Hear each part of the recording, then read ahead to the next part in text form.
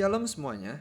Kalau kemarin kita udah bahas soal Allah dan kebenaran, kali ini kita akan bertemu dengan sebuah fase pertanyaan-pertanyaan seru mengenai penciptaan, sains, dan Alkitab. Seperti kita bisa bahas tentang evolusi, kita akan bahas soal apakah dinosaurus itu pernah ada atau enggak, karena Alkitab nggak pernah bahas dinosaurus. Juga kita akan bahas apakah sains bertentangan dengan Alkitab, karena kita juga belajar ternyata banyak pemahaman-pemahaman sains yang bertentangan dengan Alkitab. Lalu kita berada di sebuah posisi untuk memilih mau percaya yang mana. Disinilah kita harus mengawali sebuah pertanyaan mendasar, yaitu dari mana semuanya ini ada? Bagaimana ini bisa bermulai? Apa yang menjadi penyebabnya? Kenapa ada pohon? Kenapa ada manusia? Kenapa ada bumi? Kenapa ada bulan? Kenapa ada matahari? Maka kita harus cari resource yang paling valid untuk menjawab semuanya ini. Karena kalau kita tanya orang di tahun sekarang, mereka pun tidak pernah melihat kejadian penciptaan. Atau bahkan kita balik ke zaman Tuhan Yesus. Zaman Tuhan Yesus pun orang-orangnya adalah orang-orang yang hidup sudah, bumi sudah berjalan sekitar ribuan tahun, which is mereka juga akan merefer kita untuk membaca catatan-catatan sejarah. Dan catatan-catatan sejarah yang paling banyak dikutip adalah catatan Taurat, atau bagaimana ketika Musa menulis kisah penciptaan, Kejadian pasal 1 dan Kejadian pasal 2. Dan disinilah Musa boleh menuliskan pada mulanya Allah menciptakan langit dan bumi. Apakah waktu itu Musa terpengaruh dengan pemahaman ketika dia belajar di Mesir, sehingga dia menuliskan sesuatu yang sesuai dengan cerita-cerita Mesir? Ya, mungkin, bisa jadi. Tapi yang saya percaya bahwa ketika dia di atas Gunung Sinai, dia berdua dengan Tuhan. Dan sesalah-salahnya dia, itu tidak akan pernah salah karena dia sedang berada bersama dengan Tuhan yang benar. Bersama dengan Tuhan yang bisa mengoreksi. Bersama dengan Tuhan yang tidak pernah salah. Dan ketika Musa menuliskannya, dan Tuhan memimpin Musa untuk menuliskan setiap kata-katanya dari hari pertama sampai hari ketujuh apa yang Tuhan lakukan. Maka disinilah kita percaya bahwa Musa memilih untuk percaya kepada Tuhan ketimbang kepada pemahaman-pemahaman yang diceritakan di Mesir. Dan disinilah kita juga merasa berada di dalam persimpangan yang sama. Di dalam banyak teori-teori seperti Big Bang, maka kita juga akan diperhadapkan sebuah persimpangan untuk memilih. Apakah kita mau percaya bahwa segala sesuatu ini terjadi secara kebetulan, atau kita percaya bahwa ada Tuhan yang menciptakan? Maka disinilah kita penting untuk memegang Alkitab untuk menjadi landasan dasar kita berpikir, agar kita boleh tahu apa itu kebenaran dari sang kebenaran itu sendiri. Dan kita percaya bahwa setiap yang ada di dalam dunia ini ada penyebabnya. Semua yang eksis ada cause, ada awal mula. Dan disinilah kita penting untuk melihat Kejadian pasal 1 ayat yang pertama. Di sana ada dua objek yang perlu kita pahami. Yang pertama adalah pencipta. Pada mulanya adalah Allah, dia adalah pencipta. Mencipta. Pada mulanya Allah menciptakan langit dan bumi, maka ada yang diciptakan. Apa perbedaannya pencipta dengan yang diciptakan? Pencipta itu sosok pribadi yang kekal, yang tidak terlampau oleh waktu. Sedangkan ciptaan itu tidak kekal atau temporal. Lalu pencipta itu juga tidak diciptakan, sedangkan ciptaan itu diciptakan.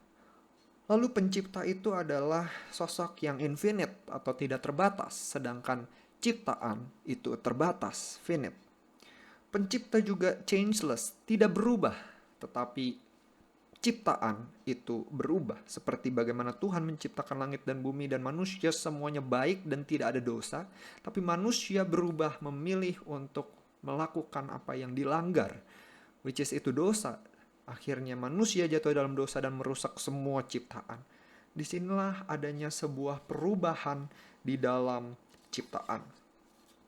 Disinilah kita bisa melihat bagaimana orang-orang di Alkitab pun melihat Tuhan sebagai pencipta. Seperti Efesus pasal 3 ayat 9, Paulus mengatakan, Dan untuk menyatakan apa isinya tugas penyelenggaraan rahasia yang telah berabad-abad tersembunyi dalam Allah yang menciptakan segala sesuatu. Di sini ada kata segala sesuatu.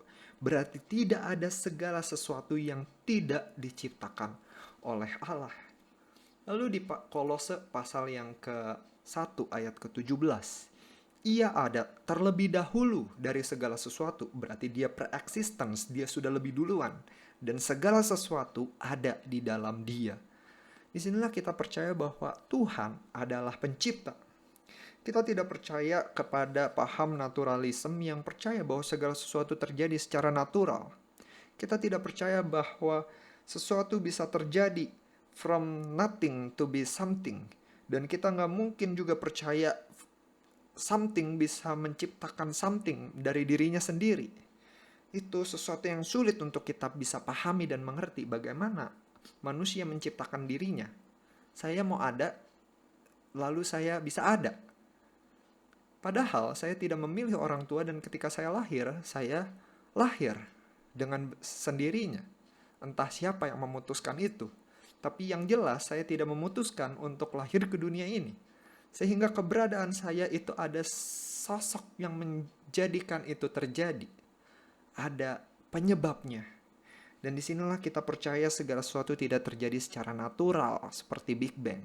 Sebuah ledakan yang muncul akhirnya menciptakan banyak ciptaan-ciptaan yang saat ini terjadi. Kita percaya bahwa manusia itu diciptakan oleh tangan Tuhan sendiri ketika dia menjadikan debu tanah itu dibentuk menjadi sosok manusia dan menghembuskan nafasnya dan akhirnya menjadi ciptaan yang spesial yang memiliki image of God, gambar Allah. Dan kita tidak percaya bahwa ada satu ciptaan yang tiba-tiba berakal budi karena sebuah proses dari monyet, lalu semakin lama semakin pintar karena sekolah atau karena belajar. Hal ini tidak masuk akal. Kita percaya bahwa manusia diciptakan oleh Allah sendiri dan secara langsung dia menciptakannya. Dan kita juga tidak percaya kepada panteisme atau percaya kepada segala bumi dan segala ciptaannya itu adalah Tuhan. Tuhan itu sendiri. Ini banyak sekali dianut oleh orang-orang yang mencintai bumi. Earth lover. Mereka percaya bahwa gunung, pohon, mereka adalah Allah. Bahkan dirinya sendiri adalah Allah.